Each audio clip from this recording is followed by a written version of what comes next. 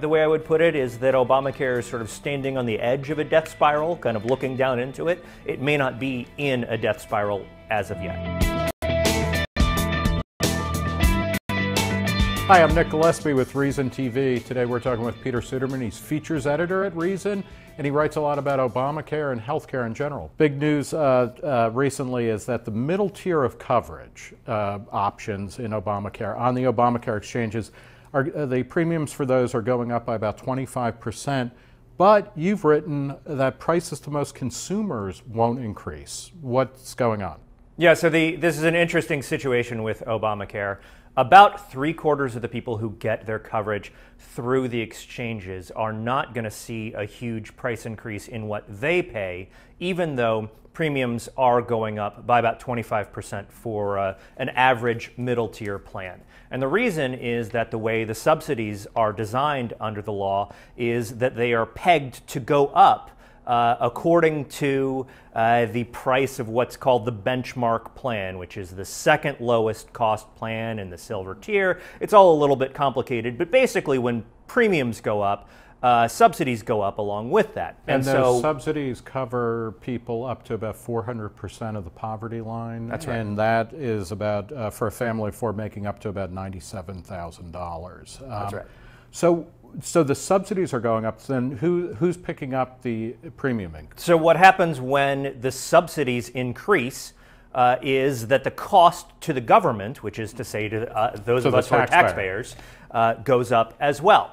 However, the cost is going to go up for some individuals, those people who are above the, who don't qualify for subsidies, people who make more than 400% of the poverty line as their annual income. And so that's a little less than 1/4 of the people who get their plans through Obamacare. And those people are going to feel the full brunt of the increases. Right. And so that leads you to worry to some extent that those people might choose to go without insurance. So for about 1/4 of the people, they'll be paying the full cost of the increase in their Obamacare premium. That's right. They're paying the full cost of their plan already. They're getting no subsidies. Right. And so when the plan price goes up, they will pay the full cost of the increase as well. And so that's going to change the calculation for some And people. so that means if it's a 25% increase on a $400 a month premium, it would go up to $500 a month. That's right. Although it's important to understand that these are average increases. Yes, yeah. And so in some places the increases are going to be somewhat smaller, but in some places we've seen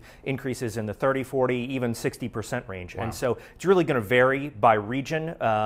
In particular, rural regions are going to see the biggest increases.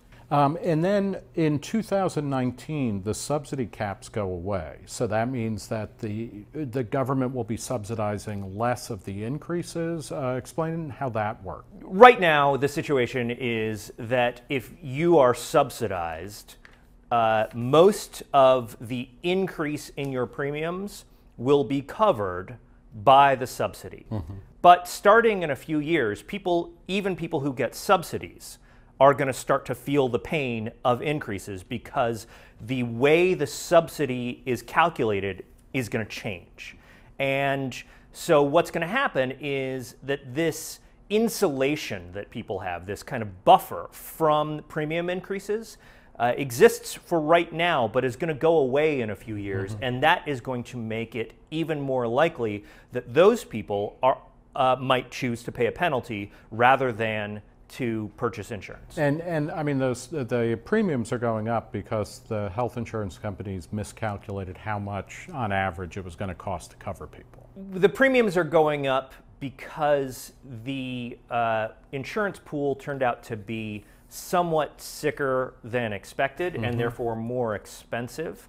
And also, it turned out to be smaller than expected. So if you look at the initial projections from the Congressional Budget Office, they said that enrollment as of last year was going to be about 40% higher in the exchanges than it turned out mm-hmm. to be. So it's a smaller, sicker pool, which means that it costs more ultimately. I mean, there's less cost sharing and there's more sickness, right. So the price to who it's ever left goes up. Is this, people talked a lot about death spirals in Obamacare. Is this a death spiral, or is this kind of a loping, wounded, one-winged dove or something? What comes next? So that is the big question. The administration's position is that this is a one-time correction. They've called this a transition year for the law, and they are arguing, or maybe better, they're hoping that insurance premiums kind of stabilize and that enrollment stabilizes at this point. And I think that remains to be seen. If you look at what's going on with the premiums, like I said, a little less than a quarter of people are going to be affected by them, and those people are going to have some incentive, or at least going to have a reason to think about maybe dropping out this year, maybe going without coverage. There are some projections that are already indicating that enrollment is likely to be flat this year. And it's going to be difficult for Obamacare to keep going with stagnating enrollment, especially if they can't sort of replace some of the sicker people with somewhat healthier people. It's an open question, I think, at this point. The way I would put it is that Obamacare is sort of standing on the edge of a death spiral, kind of looking down into it. It may not be in a death spiral as of yet. Now, President Obama has been talking and taking credit for a slowdown in the rate of increase in medical costs. He says, look, we passed Obamacare in 2010, and the rate of increase is lower than it had been. Is it that clear that Obamacare has anything to do with the direction of medical care costs? No, it is not. There is some correlation. It's very difficult to prove causation because medical inflation, depending on which measure you use, was actually dropping starting years before Obamacare was passed. So does Obamacare get credit for everything that happened after Obamacare was passed? Maybe some credit, maybe a lot, maybe a little. It's actually hard to say, and it's hard to really pin down causality here. The political point on this, though, that's worth thinking about is Obama is making the argument that most people who have insurance through their jobs, that is not through Obamacare, are saving about $3,600 a year relative to what they would be paying without Obamacare in place. And what he's really doing is making a kind of a counterfactual argument. It's here you've got savings relative to this alternate history.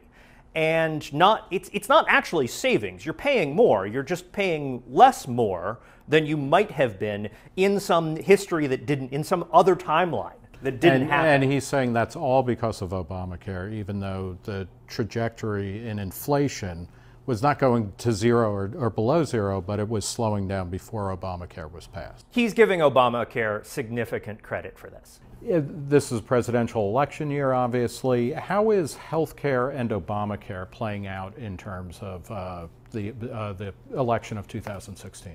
Well, you basically got two arguments, one from Hillary Clinton, which is that, yes, this law has some problems, but let's not scrap it, and I will fix it. She tends not to dwell too much on her particular fixes, but the one thing that she has spoken about probably most prominently is that she supports what's known as a public option. That's a government-run health insurance plan that would compete alongside of private insurers in at least some of the exchanges, maybe in all of them. She hasn't provided a huge number of details in terms of how she would do this. She's also suggested that she might allow people who are younger than 65 to buy into Medicare, thus opening up some additional options for them. Donald Trump, on the other hand, has basically towed the Republican line on we need to repeal Obamacare and replace it with something else. It's not at all clear that he understands how Obamacare works, what it is, or has any real plan to replace it. He's harped on this idea of getting rid of the lines around the states, which, if you're being charitable, is a reference to letting people buy insurance across state lines. But it's not clear that he understands why you would want to do that, because his plan would keep the regulations within states in place. And he's also been totally unable to explain it. He seems to think that Obamacare may have something to do with workplace insurance. It doesn't at all. I mean, it's really. Are voters? Do people like Obamacare more than they used to, less than they like to, or are they just shrugging and not being able to figure anything out? A little bit of the latter. The trend lines for Obamacare in the polls have been pretty consistent over the years, which is to say that it is somewhat more unpopular than it is popular. More people dislike it than like it. The gap is typically anywhere from 3 to 7 points.